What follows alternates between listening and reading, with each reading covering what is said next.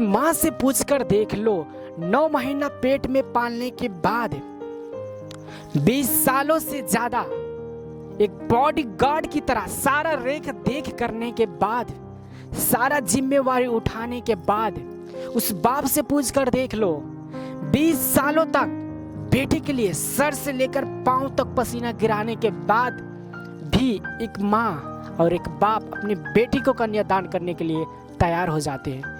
लेकिन जब आप उसके लिए कुछ डिमांड करते हो ना मेरे भैया, थोड़ा कॉन्शियस होकर सोच लो कितना हार्ड होगा।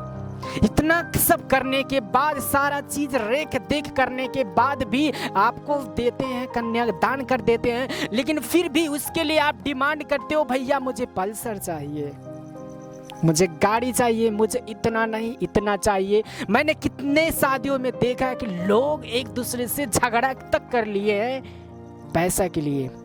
क्या यही सच्चाई है जीवन का? क्या आपको यही चाहिए? पैसा चाहिए या बेटी चाहिए या पत्नी चाहिए? इसका जिम्मेदार कौन होगा? अगर आप किसी से भी डिमांड करते हो दहेज के लिए तो समझ लो सबसे बड़ा जिम्मेवार आप हो। एक बात थोड़ा कॉन्शियस होकर आप सोचो, कॉन्शियस होकर थोड़ा आप सोचो, जस्ट फील करो अपने आप को। क्या आपके लिए ये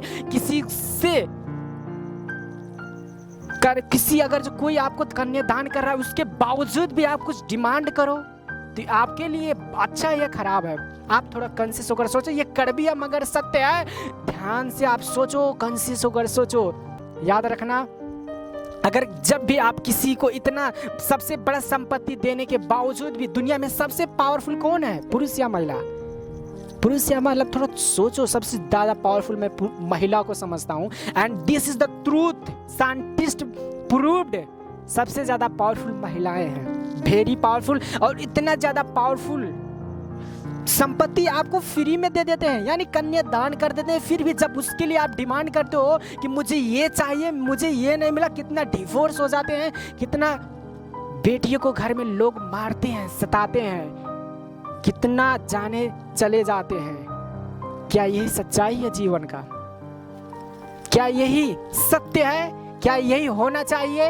एक बात याद रखना, आप कभी भी अगर आप किसी को भी एक कन्यादान पाने के बाद भी आप डिमांड करते हो ना, तो सबसे बड़ा जिम्मेदार, अब मैं बोलूं क्या, आप कुछ समझ जाइए आप कर क्या रहे हैं, क्योंकि ये बहुत ही ज़्यादा हमारे विपरीत है।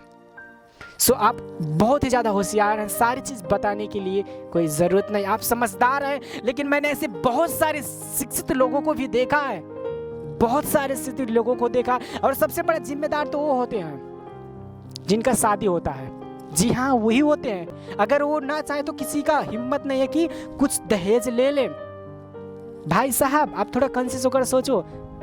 ये कड़वी है मगर सत्य है, ठीक है, मान लीजिए आप जो भी करते हैं, लेकिन थोड़ा कॉन्शियस होकर कभी भी रियलाइज करो यार अपने आप को, तब ये चीज़ आपको समझ में आएगा। अब ऐसे आप अपने आप को समझते ही नहीं हो कभी, तो आपको समझ में कैसे आएगा? मैं यही कहूँगा, आप जिम्मेदार ना बने।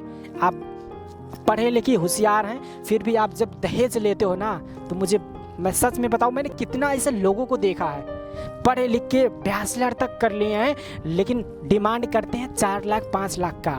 क्या हमारे सोसाइटी के लिए, हमारे लिए यही सबसे ज़्यादा उपयुक्त है? क्या हम आपके लिए इतना पढ़ने के बावजूद भी आप ऐसा कर रहे हैं, आपके लिए वही उपयुक्त है? आप कहते हो कि मुझे देना पड़ता है। एक चीज़ समझ लो, आप अपने बेटी को ना, अपने बेटी या कोई भी हो, ऐसा मतलब एजुकेट कर दो ना, ऐसा कर दो, उसके पैरों पे आप खड़ा कर दो, ताकि वो अपने आप को इतना पावरफुल बना ले। क्योंकि लेडीज सबसे ज़्यादा पावरफुल और सबसे ज़्यादा जीनियस और बहुत ही ज़्यादा पावरफुल होती हैं, पूरा इतिहास गवाह है। आप इतिहास देख लो, दुनिया में सबसे ज़्यादा पावरफुल लेडी ही है, लेडी।